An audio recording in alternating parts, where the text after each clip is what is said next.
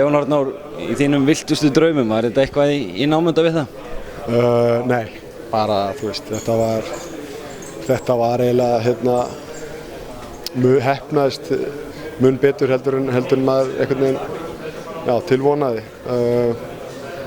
Samt karakterinn og baráttan og það kom mér svo sem ekkert á óvart,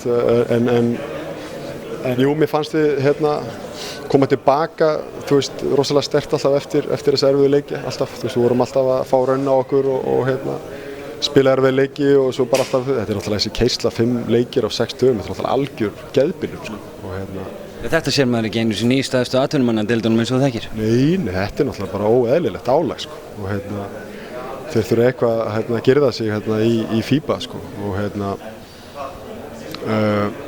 þetta bara hjálpar engum, sko, ég meina, þú veist, það er bara verið að hvíla menn og gæði leiksins líka droppar, sko, þú veist, á einhverjum tímapunkti í svona móti og það vill náttúrulega enginn, það er fólk að horfa á þetta í sjónvarpinu, þetta þarf að vera skemmtileg og við erum að keppast við fótboltann og allt þetta, þannig að þetta þarf að vera í lagi.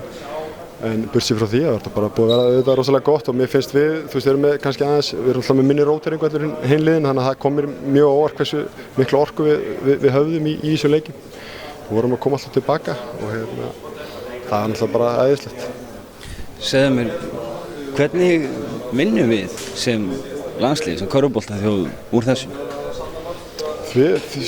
Það er náttúrulega bara, þú veist, það er menn að tala um kynslóð og skipta og eitthvað svoleiðis, en ég hugsa að við þurfum nú að taka 1 ári viðbót þessir gömlu kallar, sko, þessir gömlu hundar, áður en að kemur að því, þú veist, þá bara að setja fulla metnaði það að komast á næsta stórmót sem er þá 2017 og ég meina við erum inn í dag, við þurfum að taka risastórt skref fram á við. Þetta landslið er að vaxa í þessu móti alveg gríðarlega, þú veist, og bara í hverjum leiknum þá erum við að vaxa og verða betri og betri og samheldnaðri og bara umgjörun og allt, þetta er alltaf verða miklu flottara og við þurfum bara að taka skref fram á við og bara setja bara massa metnað í það að koma þessum körfubolta upp á hærra level á Íslandi og í deildinni heima og landsliðunum og bæta umgjörun og bara halda fram að vinna í þessu og vonandi hjálpar þetta, þú veist, við erum að fá mjög jákvæða umfjöllun þú veist, úti og gott feedback alls staðar að, þú veist, frá öllum hinum þjóðunum, allir coacharnir og leikmennir, þú veist, í þessu móti eru bara, þú veist, gapandi hissa yfir í hvað við spilum vel og hversu sterkir andlega við erum og allt þetta, þú veist, hugarfarið hjá okkur er náttúrulega frábært og við þurfum bara að byggja ofan á þetta. Það þýðir ekkert að, þú veist, að fara bara heim núna og þú veist, pakksattur, sko, þú veist, það þarf bara, þú veist, við hljótum að vilja meira. Talandi meira, nú tekur eitthvað annað við, hvað tekur við hjá þér? Herru, ég er nú alltaf vanur í að blasta þessu á körfunni alltaf, fyrstu fréttir.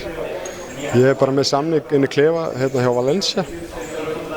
Já, þú segir nokkuð og ertu að fara að skrifa undir hann eða? Ég sem ætlaði ekki til Spánar.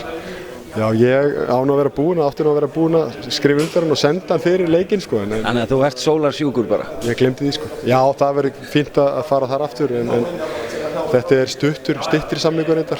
Þetta er 3 mánaða samningur, þeir lentu í meiðslum og þess vegna hringdu þeir í mig en það er mjög mikla líkur að ég bara framlengi við þá.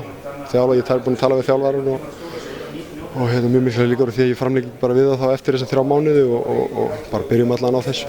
Þetta er góður klúbbur og flottir staðir og þannig að það er bara gaman, sko. Ég hugsa að ég skrifi undir þetta. Jón, takk fyrir vikuna. Já, takk fyrir kærlega. Takk fyrir okkur, frábært. Geggjað.